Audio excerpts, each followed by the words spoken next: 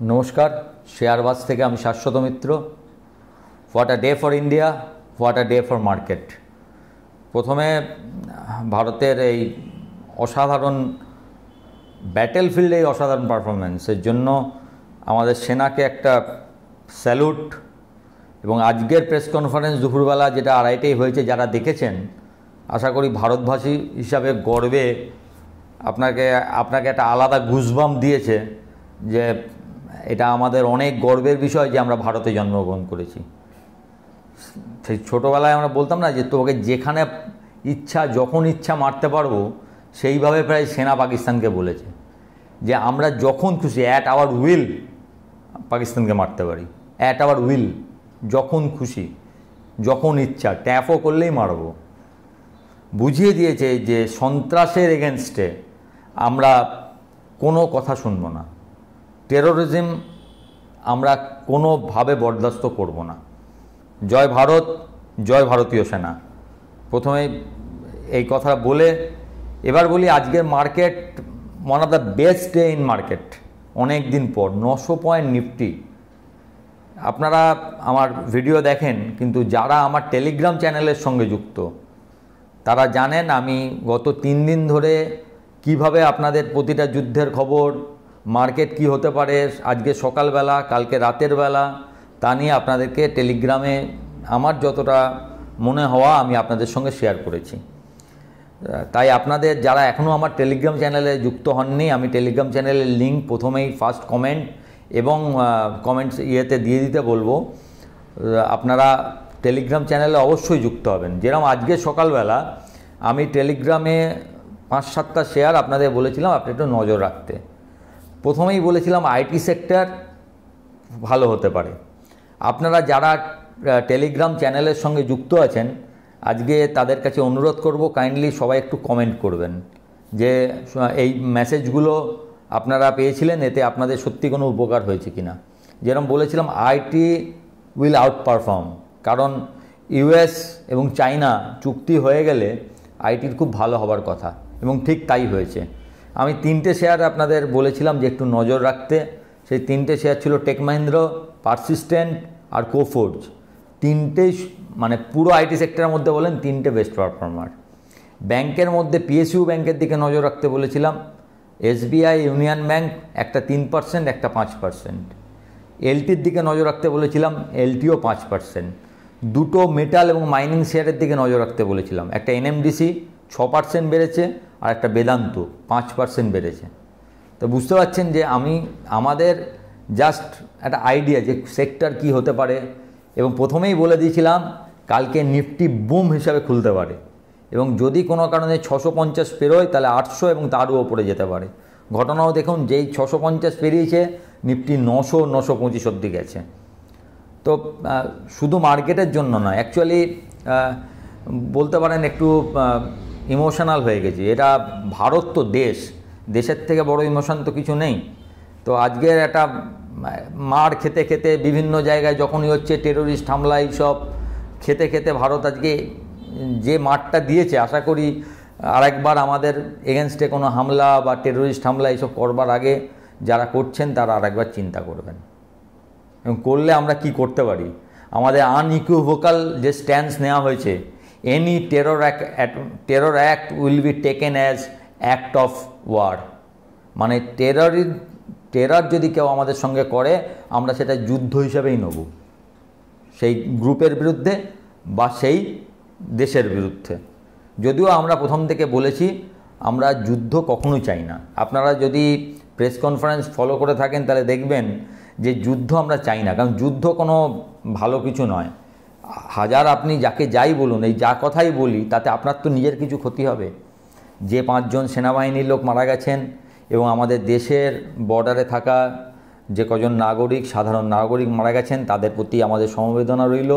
এবং তাদের পুরো পরিবারকে বলবো এই কঠিন সময়ে তাদের পুরো এই পরিবারের পাশে সমগ্র ভারতবাসী আছে, কারণ তাদের জীবনটা ভারতবর্ষের জন্য গেছে।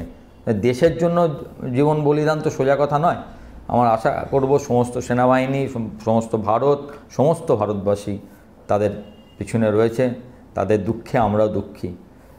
কিন্তু এই কোল্যাটারাল লস কিছু তো হবেই। এই যে বলেছে আমাদের মিনিমাল লস হয়েছে, ভারতীয় সেনা বলেছে, এই মিনিমাল লসটা তো হবেই। তাই জন্য যুদ্ধ যত না করতে পারা যায় ততই ভালো। তাই আপনারা অনেকে হয়তো দেখবেন সোশ্যাল মিডিয়া সব জায়গায় উপচে পড়েছে সিজফায়ার নিয়ে, কিন্তু আমার মনে হয় এটাই ঠিক আছে। আমাদের যা মারবার কথা আমরা মেরেছি। একটা নিউক্লিয়ার পাওয়ার নেশানকে তার 11টা এয়ারবেস ধ্বংস করেছি, তার 3খানা তারা সব 3টে টেরর স্ট্রাইক করেছি, 100-র বেশি জঙ্গি মারা গেছে। আর আমাদের বেশি কিছু চাওয়ার আছে বলে আমার মনে হয় না। যেটা হয়েছে, যদি আর পরবর্তীকালে ওখান থেকে কোনো এসকেলেশন না আসে, আশা করি আমাদের দিক থেকেও কোনো এসকেলেশন হবে না, এবং সেটাই দু দেশের পক্ষে ভালো, বিশেষ করে আমাদের পক্ষে ভালো। কেন জানেন? কেন পাকিস্তানের অর্থনীতি বলে কিছু নেই, আমরা এখন সুপার পাওয়ার হতে যাব। এবং আমার বিশ্বাস আজকের এই কথাটা আপনি টেক মাই ওয়ার্ড, এটাকে আপনারা দরকার পড়লে মনে রাখবেন। আমি বলছি এই যুদ্ধে জয়টা একটা decisive factor for our economy also. যদি এখান থেকে এই যে আমরা দেখিছি আমাদের যে শক্তি, এই শক্তির ফলে কী হবে জানেন? আমরা যারা ভাবছিলাম 50,000 নিফটি হয়তো 2035 সালে যাবে, সেটা দেখবেন হয়তো 2030 সালে হয়ে যেতে পারে। তার কারণ হচ্ছে এটা ডিসাইসিভ উইন। আপনাকে আমরা বলে দিচ্ছি যে আমরা কি করতে পারি, what is our power. BrahMos তার ডিজি বলছেন যে কোনো নোন মানে নেই যারা আমাদের এই ব্রহ্মসকে ইন্টারসেপ্ট করতে পারে। কোনো বলছে কোনো পৃথিবীর কোনো দেশের কাছে এমন কোনো ইন্টারসেপশন সেকশন নেই যা ব্রহ্মসকে ইন্টারসেপ্ট করতে পারে। এয়ার ডিফেন্স, এমন কোনো এয়ার ডিফেন্স নেই এমন। তো ইটস আ হিউজ, মানে এই ব্রহ্মস কেনবার জন্য দেখবেন লাইন পড়ে যাবে। অলরেডি প্রচুর দেশ ব্রহ্মস নিয়েছে।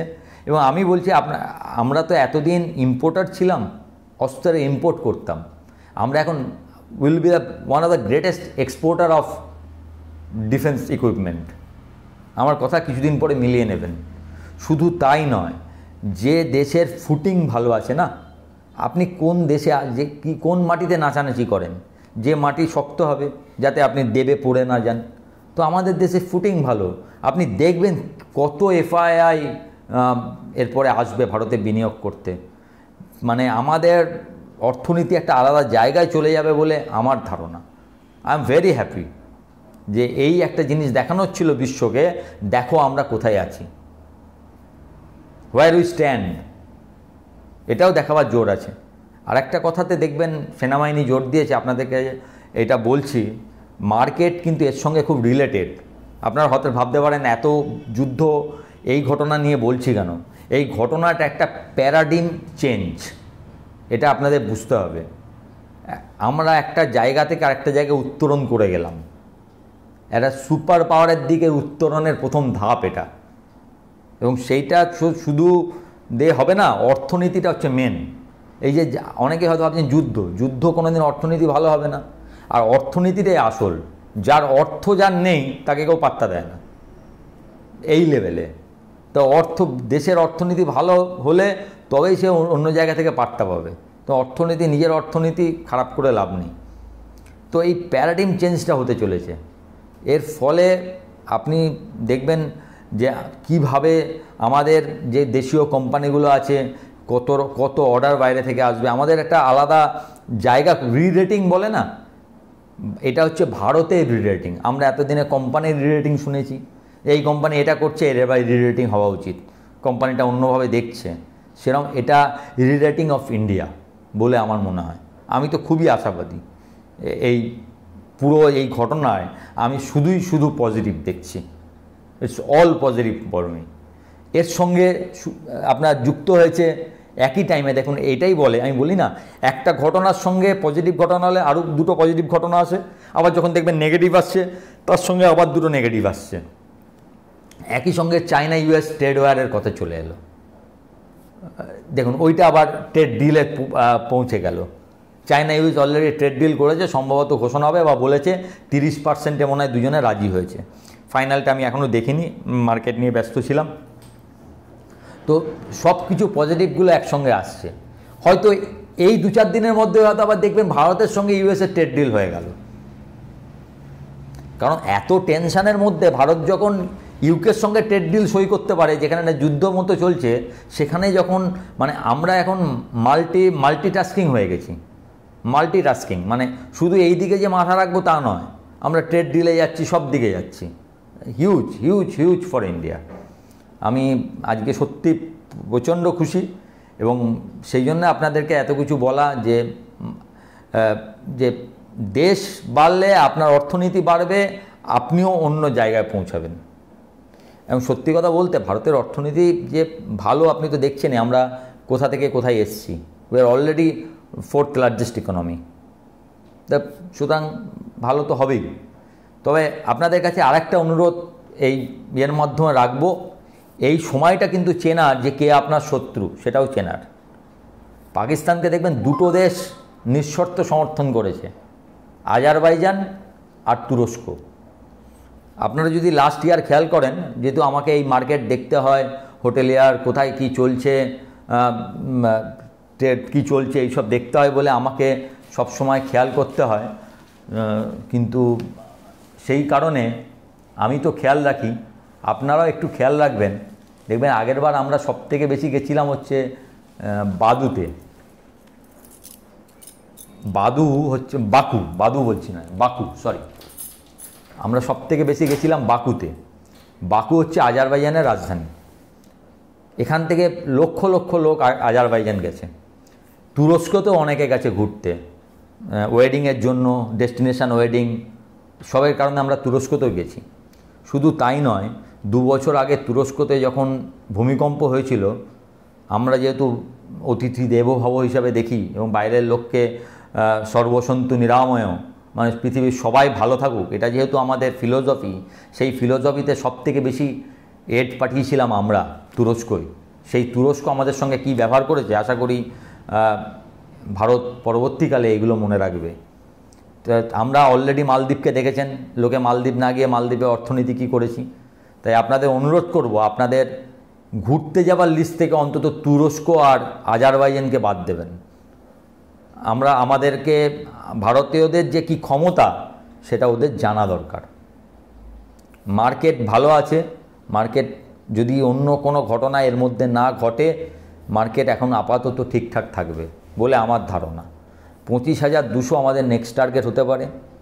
যে শেয়ারগুলো ভালো আছে দেখছেন, যেরকম আইটি অনেক পড়েছিল, আইটির এখনও কিছু জায়গা থাকবে। মেটাল ভালো হতে পারে, মেটাল পড়েছিল এইসব কারণে, দাম মেটাল ভালো থাকতে পারে। ব্যাংকের ওপর কিছু হিট আসতে হবে মনে করেছিল, সেই যেমন চলে গেছে। ব্যাংক খুব ভালো থাকবে। তো এই 3টে সেক্টরের ওপর মোটামুটি আপনি লক্ষ্য রাখুন। আরেকটা সেক্টর অ্যাভিয়েশন, এই যে সব জায়গায় দেখছেন, তার অলরেডি আজকে ইন্ডিগো দিয়েই দিয়েছে যে প্লেন চলা বন্ধ হয়ে যাচ্ছিল বলে অ্যাভিয়েশনের উপর একটা এফেক্ট পড়েছিল। এবং হোটেল আপনার যখনই গন্ডগোল হবে, লোকে তো ঘুরতে যাবে না, সবাই টেনশন করবে। তাই হোটেল সেক্টর, এই কটা সেক্টর, হোটেল, ট্যুরিজম, দেশের মধ্যে যেগুলো, এবং ওই দুটো বাদ দিয়ে যাদের আছে সেগুলোর দিকে খেয়াল রাখুন, ভালো থাকবে। একটা সেক্টর একটু নেগেটিভ হবে ফর দ্য টাইম বিং, সেক্টরটা হচ্ছে ফার্মা। কারণ জানেন যে ডোনাল্ড ট্রাম্প বলেছে আজকে ফার্মার ওপরে 30 থেকে 80% ট্যারিফ আসছে। আমি জানি না কোন ফার্মা কোম্পানি 80% লাভ রাখে, আমার মনে হয় না এতটা মার্জিন থাকে বলে, কিন্তু উনি যেটা মনে করেছেন উনি বলেছেন। এই ব্যাপারে আরেকটা কথা বলে নিন, যে অনেকে বলছেন যে ডোনাল্ড ট্রাম্প এটা থামিয়েছেন না, হয়তো কথাবার্তা হয়েছে, কিন্তু একটা জিনিস দেখবেন যে কিছু কিছু লোক থাকে না, সব ব্যাপারেই একটু বেশি বলে ফেলেন, লাস্টে চুপসে যান। ডোনাল্ড ট্রাম্প অনেকটা অন্যরকমই। আজকেই দেখেছেন ভারত বলেছে আমাদের কোনো মধ্যস্থতা চাই না তৃতীয় পক্ষের, আমরা দুজনেই যা কথা বলবো, এবং ভারত শুধুমাত্র কথা বলবে যদি আমি পিওকে ফেরত পাই এবং সমস্ত সন্ত্রাসবাদীকে আগে ফেরত দাও, তারপরে বাকি কথা হবে। সুতরাং ভারতের অবস্থান পরিষ্কার। একইভাবে ডোনাল্ড ট্রাম্প একদম বিশাল ফুলে উঠলেন যে 145% চায়নার ওপর ট্যারিফ, সেখান থেকে নেমে এলেন 30%। যদি বাবা 10, 20, 30 লাগাতে হয়, তাহলে তো কথা বলেই লাগাতে পারতেন। তাহলে এত হাইপ তৈরি করার কী ছিল? প্রতিটা কথায় এত দিন মার্কেটকে এই অবস্থায় রাখবার কি দরকার ছিল? আমি জানি না। কিন্তু ওই 145 থেকে সেই 30 না লাস্টের 10-20 কিসে হবে, আমি এখনও দেখিনি নিউজটা, কিন্তু শুনলাম 30-এ নাকি একটা নেগোসিয়েশন হওয়ার কথা হচ্ছে।